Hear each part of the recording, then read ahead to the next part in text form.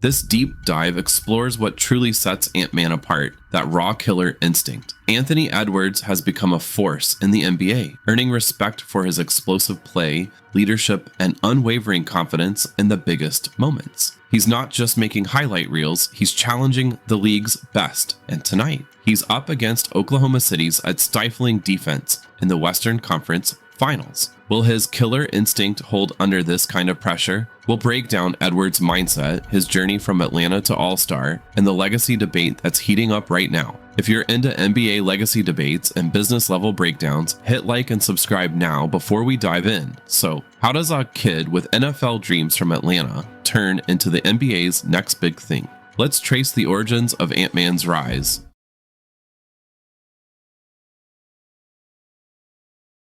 Growing up in Atlanta, Anthony Edwards carried himself with a confidence that set him apart early. He pivoted from a Pop Warner standout in football to basketball at 14, inspired after watching his older brother play. That switch wasn't gradual, it was immediate and total. Once he committed, his drive and athleticism fueled a rapid ascent through Georgia's high school basketball ranks. Scouts and coaches quickly noticed his explosive scoring and fearless attacks on the rim. It wasn't long before comparisons to legends like Dwayne Wade and Kobe Bryant started to surface.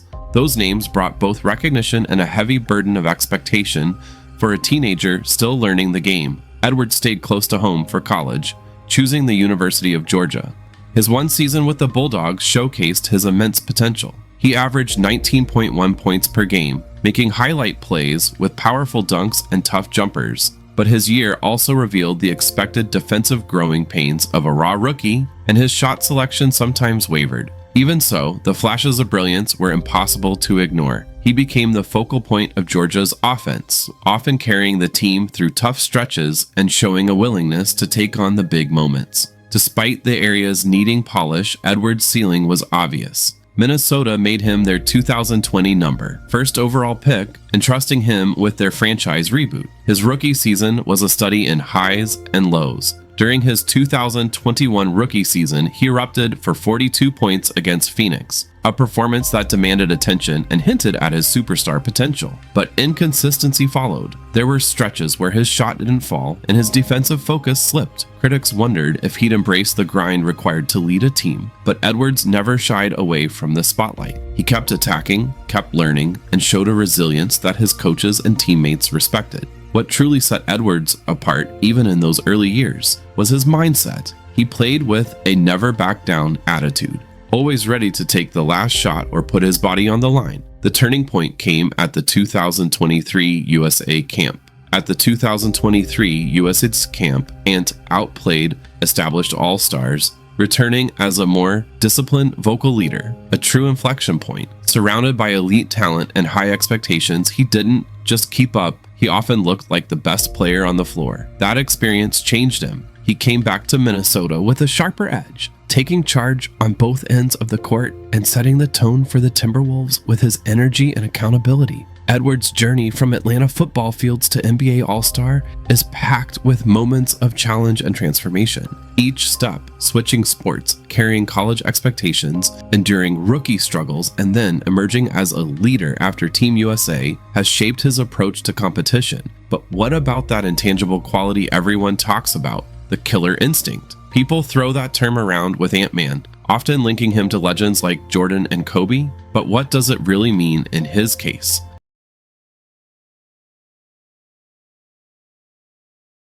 The debate around killer instinct in the NBA always draws strong opinions, especially when names like Michael Jordan, Kobe Bryant, and LeBron James come up. Charles Barkley, who faced off against Jordan and played alongside Kobe, often points out the difference. As Charles Barkley put it, Jordan and Kobe would kill your AI to win, a level of ruthless focus he says LeBron never had by nature. Barkley sees Jordan and Bryant as natural-born killers, wired for the win-at-all-cost mentality, while LeBron, in his view, had to learn how to summon that competitive edge. Anthony Edwards often finds himself in these same conversations, and it's not hard to see why. On the court, his confidence is visible every trip down the floor. He's fearless attacking the rim, craves the biggest shots, and never shrinks from the moment. Edwards has even publicly declared himself the best player in the world during press conferences, and he's the first to demand the ball when the game is on the line. Coaches and veterans respect that kind of self-belief, and it's a big part of why his presence is so electrifying. But does his easygoing side undercut the stereotype of the unforgiving killer instinct? Off the court, Edwards is known for his jokes, wide smile, and approachable energy. He's charismatic in interviews and quick to share a laugh, which stands in stark contrast to the serious, sometimes abrasive focus that defined Jordan and Kobe's public images. The question is whether this friendliness means a softer edge, or if it simply reflects a new generation's approach to leadership and competition. When the pressure is highest, Edwards has shown he can take over. He's delivered in big moments, hitting tough, contested jumpers that quiet hostile crowds, or making game-changing defensive plays. He rallies teammates, holds them accountable, and his energy lifts the entire team. These are the moments that fuel the killer instinct debate, and they're the reason people keep drawing those comparisons to the legends. Edwards' leadership style is another point of comparison. He sets the tone defensively and doesn't hesitate to call out teammates when needed. Kobe Bryant was notorious for his relentless, sometimes punishing demand for excellence. Edwards' approach feels more rooted in example and infectious energy, but he still insists on a high standard. The difference is in the delivery, but the demand for greatness is still there. The NBA has changed though. Today's league is under constant media scrutiny, and the relationships between players are different. The in-your-face, aggressive leadership of Jordan and Kobe may not fit as well in this era. Edwards' blend of joy, camaraderie, and intensity might actually be the evolution of what killer instinct looks like now. He finds visible enjoyment in the struggle and the triumph, sharing those moments with teammates, which stands apart from LeBron's more calculated strategic path to winning, one that's sometimes criticized for lacking that classic killer edge. Edwards brings volcanic on-court ferocity, contrasting LeBron's chess master calculated control. His confidence and love for competition burst through in high-stakes moments, offering a new take on what it means to dominate. But can that raw energy rival Kobe's obsession? Coming up next, his playoff crucible will answer that.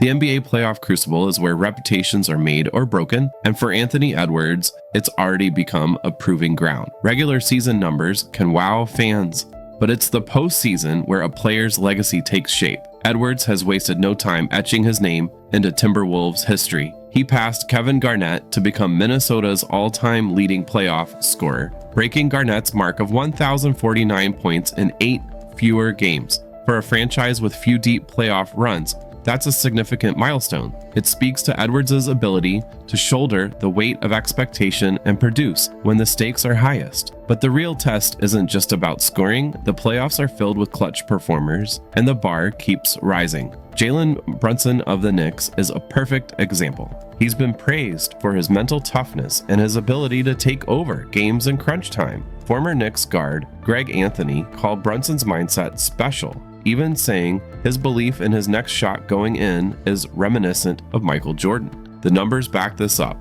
Brunson leads the postseason in fourth quarter scoring with 114 points, shooting 51.3% from the field and 47.8% from three. Edwards, by comparison, has 76 fourth quarter points this postseason. That gap shows the elite level Edwards is chasing if he wants to be considered among the most clutch players in the league. Edwards' playoff journey is about more than just putting up points. His playmaking and decision-making under heavy defensive pressure are under the microscope, especially against elite teams like Oklahoma City. In Game 1 of the Western Conference Finals, the Thunder's defense forced him into a 0.75 assist-to-turnover ratio, a sharp drop from his playoff average of 2.3. This is a reminder that even the brightest stars can struggle when defenses tighten. Still, there's clear progress. Edwards' assist average has jumped from 4.5 in the regular season to 5.6 in the playoffs. When he records 4 or more assists, the Timberwolves are undefeated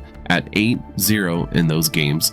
That stat underlines how much his growth as a playmaker impacts Minnesota's chances to win. The expectations on Edwards now go beyond highlight plays or big scoring nights. He's being asked to lead, to win consistently, and to guide a franchise that's hungry for postseason success. History is full of young stars who flashed potential but couldn't turn it into a lasting legacy. For Edwards, the margin for error is razor thin. Every possession, every late game decision, every playoff series adds to the narrative about whether he can join the league's elite. There's also the growing conversation about Edwards as a future MVP and the next face of the NBA. That kind of spotlight only increases the scrutiny. Analysts and scouts point to his ability to take over in the clutch, his fearless approach to big shots, and his will to win.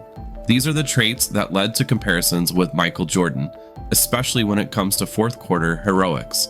The question remains, can Edwards consistently deliver those moments, especially as the Timberwolves push deeper into the postseason? Next, we'll see if Ant's clutch gene can navigate the gauntlet of the West and push him from star to NBA icon. Anthony Edwards has the talent, the confidence, and that much discussed killer instinct, but the real question remains, can he rise to the level of Kobe or Jordan, or will his story become another cautionary tale of unfulfilled potential? His legacy will depend on whether he can handle the playoff pressure and turn raw instinct into rings, or end up another what if? So what's your verdict? Does Ant-Man have the complete package to build a lasting NBA legacy? If you think Ant-Man has what it takes, drop your take below and subscribe for our next legacy debate. The upcoming playoffs will define his legacy.